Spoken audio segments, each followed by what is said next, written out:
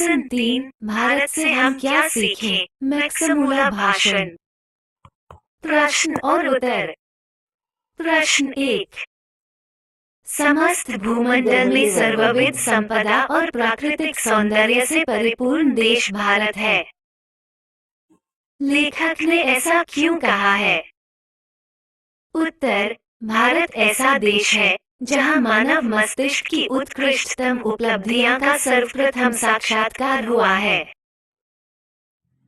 यहाँ जीवन की बड़ी से बड़ी समस्याओं के ऐसे समाधान ढूंढ निकाले गए हैं जो विश्व के दार्शनिकों के लिए चिंतन का विषय है। यहाँ जीवन को सुखद बनाने के लिए उपयुक्त ज्ञान एवं वातावरण का सानिध्य मिलता है जो भूमंडल में अन्यत्र नहीं है। प्रश्न 2। लेखक की दृष्टि में सच्चे भारत के दर्शन कहाँ हो सकते हैं और क्यों? उत्तर। लेखक की दृष्टि में सच्चे भारत के दर्शन भारतीय ग्रामीण जीवन में हो सकते हैं। भारतीय ग्रामीण परिवेश में सच्चा भारत निहित है, क्योंकि सच्चाई, प्रेम, करुणा, सहयोग की भावना ग्रामीणों में कूट कूट कर भरा होता है। प्रश्न 3। भारत को पहचान सकने वाली दृष्टि की आवश्यकता किनके लिए वांछनीय है और क्यों? उत्तर। भारत को पहचान सकने वाली दृष्टि की आवश्यकता यूरोपियन लोगों के लिए वांछनीय है, क्योंकि भारत ऐसी अनेक समस्याओं से भरपूर है जिनका समाधान होने पर यूरोपियन लोगों की अनेक समस्याओं का समाधान संभव है। प्रश्न 4।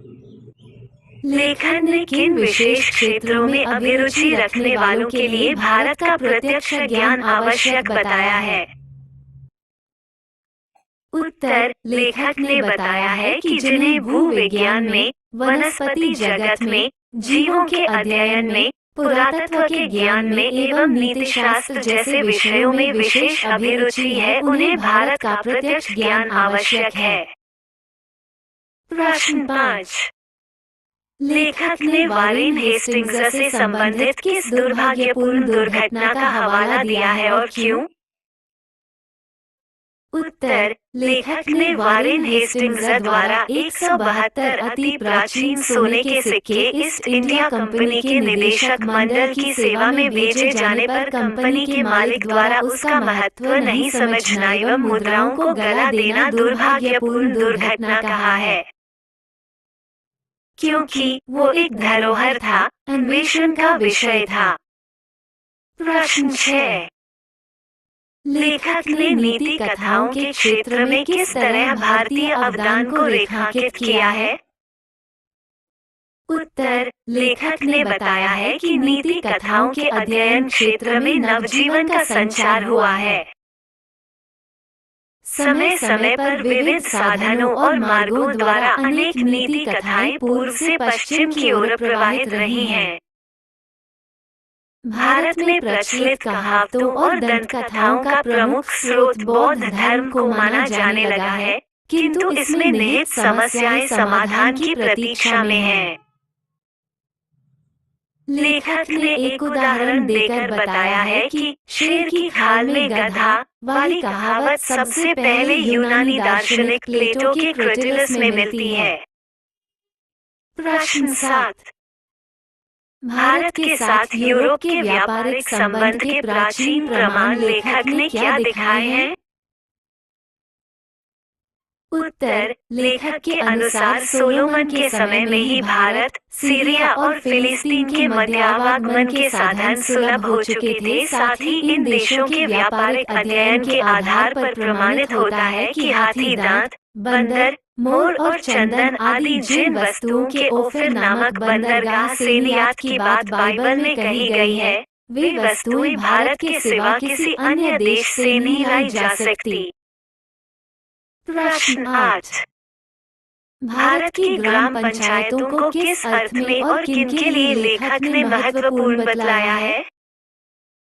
स्पष्ट करें।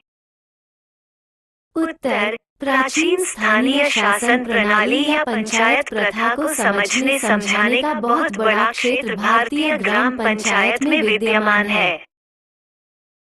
जिन लोगों को अत्यंत सरल राजनैतिक इकाइयों के निर्माण और विकास से संबद्ध प्राचीन युगीन कानून की जानकारी प्राप्त करना चाहते हैं। प्रश्न 9। धर्मों की दृष्टि से भारत का क्या महत्व है?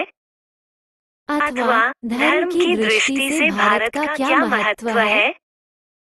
भारत से हम क्या सीखें? पाठ के आधार पर बताएं। उत्तर: भारत प्राचीन काल से ही धार्मिक विकास का केंद्र रहा है। यहाँ धर्म के वास्तविक उद्भव, उसके प्राकृतिक विकास का प्रत्यक्ष परिचय मिलता है। भारत वैदिक धर्म की भूमि है, बौद्ध धर्म की यह जन्मभूमि है, पारसियों के जरथुस्त्र धर्म की यह शरण स्थली है। आज भी यहाँ नित्य नए मत मतांतर प्रकट एवं विकसित होते रहते हैं। इस तरह से भारत धार्मिक क्षेत्र में विश्व को आलोकित करने वाला एक महत्वपूर्ण देश है। प्रश्न 10। भारत किस तरह अतीत और सुदूर भविष्य को जोड़ता है? स्पष्ट करें। उत्तर: भारत अतीत और भविष्य को जोड़ता है। यहाँ मानवीय जीवन का प्राचीनतम ज्ञान विद्यमान है। यहाँ की भूमि प्राचीन इतिहास से जुड़ी रही है। यहाँ की संस्कृत भाषा के द्वारा विश्व को चिंतन का अवसर मिलता है जो अभी तक अज्ञात थी। अतः ये बीते हुए काल और आने वाले समय के लिए सेतु के रूप में मान्य है। प्रश्न 11। मैक्समूलर ने संस्कृत की कौन सी विशेषताएं और महत्व बतलाए हैं? उत्तर: मैक्समूलर के अनुसार संस्कृत की पहली विशेषता इसकी प्राचीनता है। इसके वर्तमान रूप में भी अत्यंत प्राचीन तत्व भली भांति सुरक्षित है। संस्कृत की मदद से ग्रीक, लैटिन, गोथिक और एंग्लो सैक्सन जैसी ट्यूटानिक भाषाओं, केल्टिक तथा स्लाव भाषाओं में विद्यमान समानता की समस्या को आसानी से हल किया जा सका। प्रश्न 12। लेखक वास्तविक इतिहास किसे मानता है और क्यों? उत्तर: लेखक किसी विषय के मूल उद्गम स्रोत तक पहुँचने को उसका वास्तविक इतिहास मानता है, क्योंकि वहीं से उस विषय की मौलिकता, उसका विकास तथा उसकी शाखाओं, प्रशाखाओं तथा जीवन मूल्य ज्ञात होता है तथा उसका अध्ययन फलदायी होता है। प्रश्न 13।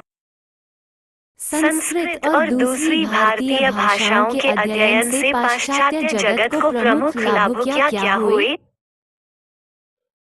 उत्तर: संस्कृत और दूसरी भारतीय भाषाओं के अध्ययन से मानव जाति के बारे में पाश्चात्य जगत के विचार व्यापक और उदार बने हैं। लाखों करोड़ों अजनबियों तथा बर्बर समझे जाने वाले लोगों को भी अपने परिवार के सदस्य की भांति गले लगाने की संस्कृति का विकास हुआ।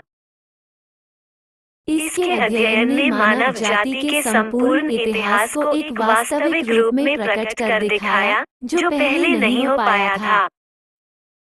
इसके अध्ययन से पाश्चात्य जगत में विश्व के प्राचीनतम अवस्था का ज्ञान प्राप्त किया जा सका। प्रश्न 14। लेखक ने भारतीय के लिए नवागंतुक अधिकारियों को किसकी तरह सपने देखने के लिए प्रेरित किया है और क्यों? उत्तर: लेखक ने भारतीय के लिए नवागंतुक अधिकारियों को सर विलियम जोन्स की तरह सपने देखने के लिए प्रेरित किया है, क्योंकि सर विलियम जोन्स जैसे स्वप्नदर्शी ही अपने स्वप्नों को वास्तविकता में रूपांतरित कर सकते हैं। प्रश्न 15। लेखक ने नया सिकंदर किसे कहा है? ऐसा कहना क्या उचित है? लेखक का अभिप्राय स्पष्ट कीजिए। उत्तर: लेखक ने नया सिकंदर भारत को समझने, जानने एवं संपूर्ण लाभ प्राप्त करने हेतु भारत आने वाले नवागंतुक अन्वेषकों, पर्यटकों एवं अधिकारियों को कहा है।